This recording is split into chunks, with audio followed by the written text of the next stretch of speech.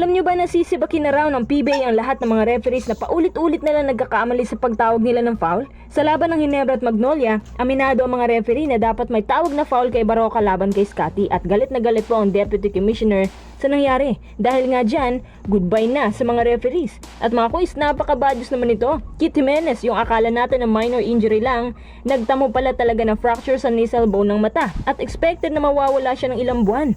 Mukhang goodbye Kit Jimenez na muna sa PBA. Isang nakakahiyang pangyayari daw ang pagkatanga ng referee sa hindi pagtawag ng foul kay Baroka laban kay Scotty. Kaya pala panayreklamo si Coach Tim sa referee kasi nung nireview ng PBA officials ang pangyayari, may foul talaga. Sinabi din ni Scotty na sa last second play may foul talaga at sinadya daw yun ni Baroka para patagalin ng oras. Sa palagay din ng mga Ginebra fans, referee daw yung nagpanalo sa Magnolia na parang sinadya naman daw na hindi nireview agad ang call para yung sabit sa after game na makita. Ibig sabihin, kahit makita pa yan ng PBA officials na paulit-ulit, wala rin. At sa pagkakamali ng mga refs, paulit-ulit na lang itong nangyayari since nung nagsimula ang 48 season.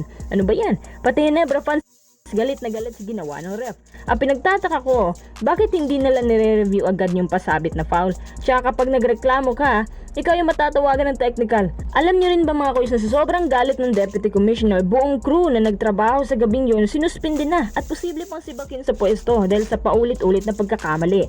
Para bang napapahiya raw ang liga dahil dito. Sinabi pa ng Deputy Com na unacceptable daw yung ginawa nila. Base dun sa replay pagkatapos mag-timeout ng Ginebra, sumugod si Scotty sa basket at nakita doon na natamaan talaga ni Baroka yung kamay ni Scotty sa 11.5 seconds ng huling quarter. Tsaka inusisistan din, nagre-reklamo sa final 6 seconds ng play na natamaan din ni Gio yung kamay niya habang tumitira kaya na airball tuloy. Pero sa palagay ko, hindi naman siguro sinuhulan ng Magnolia yung refs para lang manalo sila kasi puro SMC lang naman naglalaban-laban. Kung iisiping mabuti, kung gagawin yan ng Magnolia, kaya rin naman ng Ginebra magbayad. Talagang naglolokohan lang sila eh. Tsaka Ginebra noon, ang laki po ng deficit points na halos mahirap ng habulin. Pero dahil kay Gio, nakahabol nga sila at nanalo pa. Sa isang banda, kahit nga naman si Coach Chito may reklamo din tungkol sa tawagan ng refs kasi mas pinapaboran raw yung paboritong team.